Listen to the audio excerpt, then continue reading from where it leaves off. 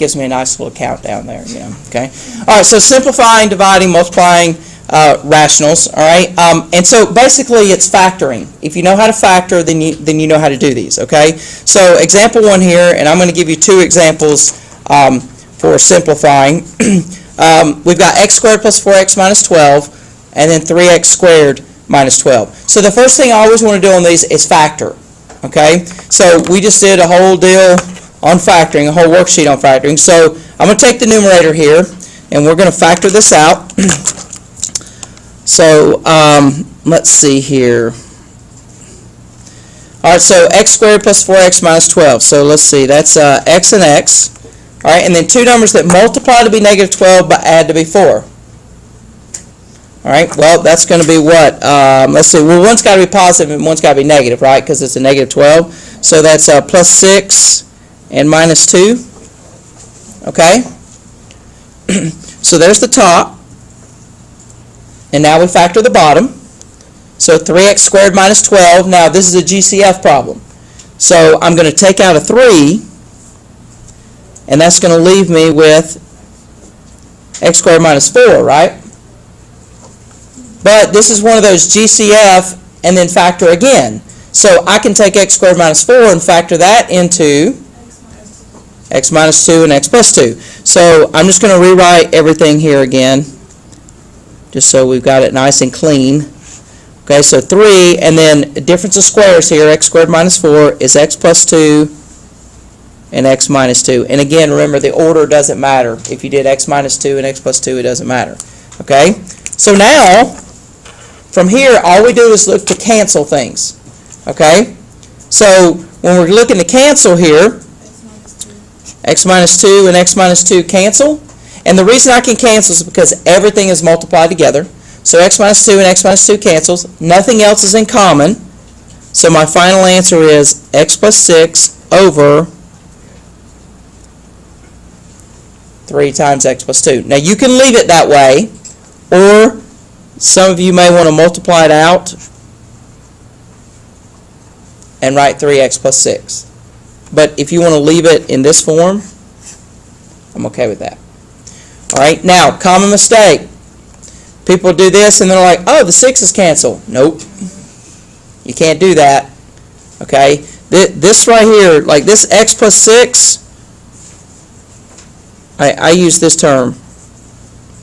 They're super glued together. Okay?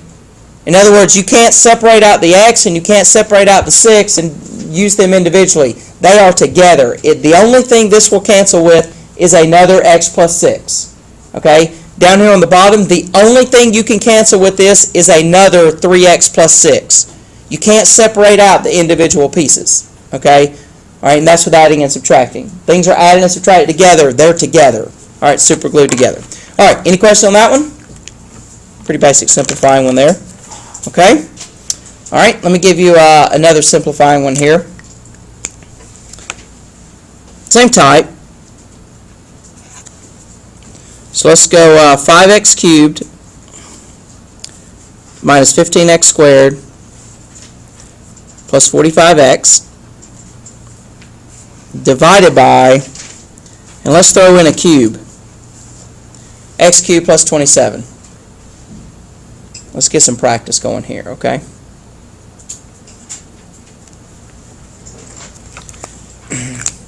All right. So in the top, we've got a GCF, right? Let's see, what do we got? 5x, okay? And that's going to leave me with x squared minus 3x plus 9, right? Okay? And then on the bottom, excuse me, we have already factored this one today, didn't we? In the notes I gave you earlier. This becomes x cubed plus 3 cubed, and there's my a and my b. So a plus b, x plus 3. And then we go a squared, opposite ab, b squared.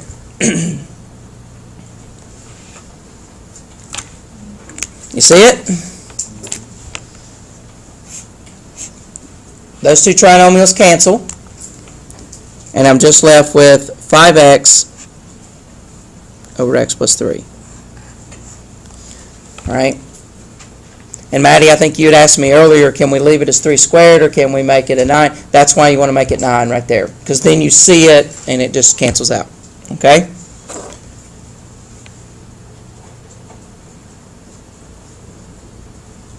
Simplifying. Any questions? Okay? Now, whenever you do multiplication and division, you're really simplifying. Okay? So let me show you that. So let's do a multiplication problem here. Now I'm going to do one that you don't have to factor. And then I'm going to do a division problem that you do have to factor, but division really is multiplication when you do rationals. Okay? So multiply. All right, and let's go 15 x to the 5th divided by 12x squared y times 4y squared over x squared. Okay? Now, typically in these problems, what I like to do is this. Just multiply and then reduce or simplify. Okay? Now, remember, when you multiply fractions, you multiply straight across. Top with top, bottom with bottom. Don't cross multiply. You can only cross multiply over an equal sign. Okay? So we're just going to multiply straight across here.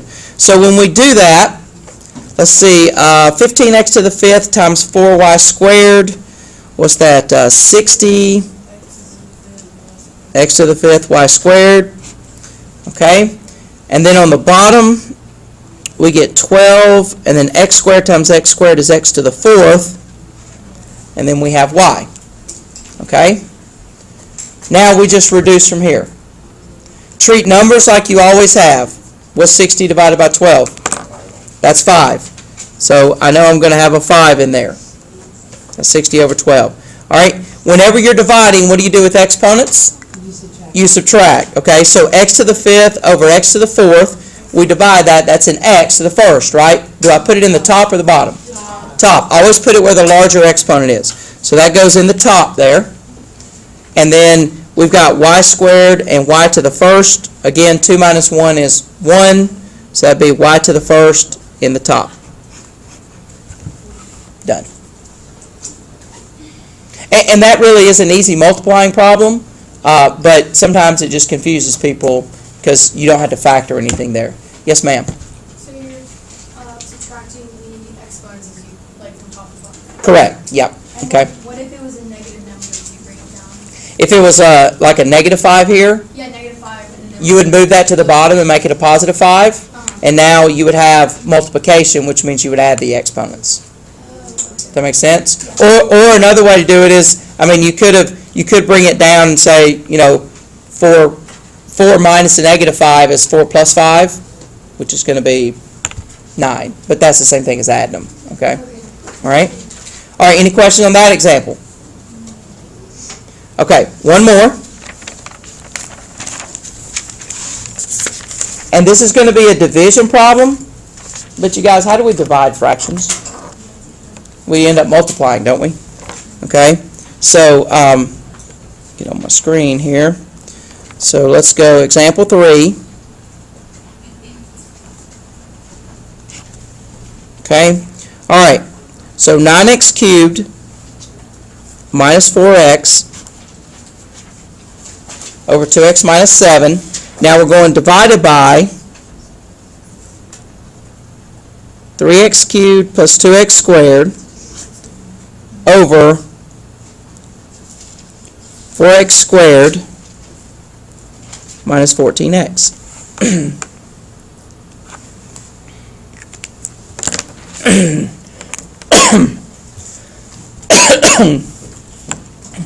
All right. You guys remember that? Yeah. Keep, change, flip. Okay. Whenever you're dividing fractions, remember that you keep the first fraction, change it to multiplication, and then flip the second fraction. Okay? Now, we can do all of that and factor at the same time. Okay? So, here, 9x cubed minus 4x, what's that, GCF there? So, take out an x. That's going to leave me with 9x squared minus 4. Can I factor that again? 9x squared minus 4? Yes, I can, which I'll do in just a minute. All right. On the bottom, 2x minus 7. Can't do anything with that. Okay? Key change flip. Okay? All right. Y'all heard of that before? Keep change flip? Okay. All right. All right. So now, I'm going to go ahead and change it to multiplication, guys, and I'm going to flip this fraction. So when I flip it, that means they're switching places. So I'm going to factor it also, but I'm going to flip it when I factor it. So if I'm taking the top part here, 3x cubed plus 2x squared, there's a GCF of x squared. Leaves me with 3x plus 2. But notice I wrote that on the bottom now, right? Because I flipped it. Okay? All right, and then the 4x squared minus 14x. What's that, 2x? Okay, take that out. And I'm left with, what, x minus 7? Is that right? 2x minus 7. There you go. Thank you. 2x minus 7. Okay? Isn't the bottom your denominator on the set plus 1? Isn't it typically just 3 plus 2? It was an x cubed. I took out an x squared. Okay? All right, we good there? All right, so now, the only thing I need to do is factor this 9x squared minus 4 now, right? Okay? So, that's a difference of squares. So that's 3x plus 2, 3x minus 2. And then everything else I'm going to leave exactly the same.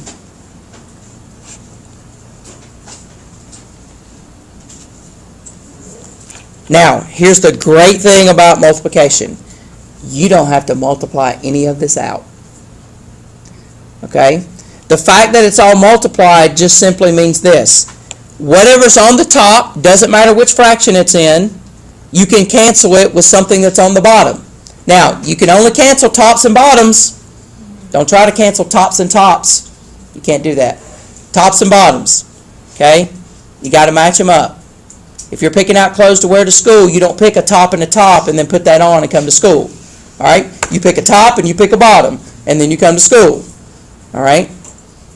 Yesterday, some of them look like tops and tops, but it's supposed to be tops and bottoms. Okay? All right. So here we go. So let's see here. We can cancel a 3x plus 2 with a 3x plus 2. That's gone.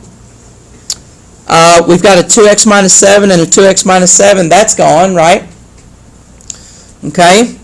So let me just write down what we have left after doing that. So, we're good? Okay? All right, so I still have my x here, and I still have that 3x minus 2 left. Nothing was left on the bottom there, right? And over here, I still had a 2x and an x squared there. Now, you don't have to write this step. I mean, you can really cancel everything from here, but I just want to make sure we know what we got down. All right, so now what can I do?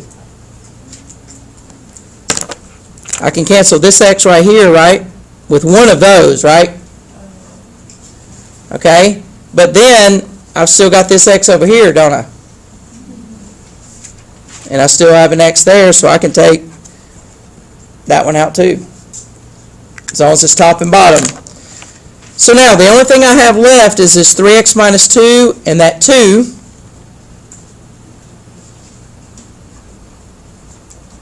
And if you want to multiply that out, you can to get 6x minus 4.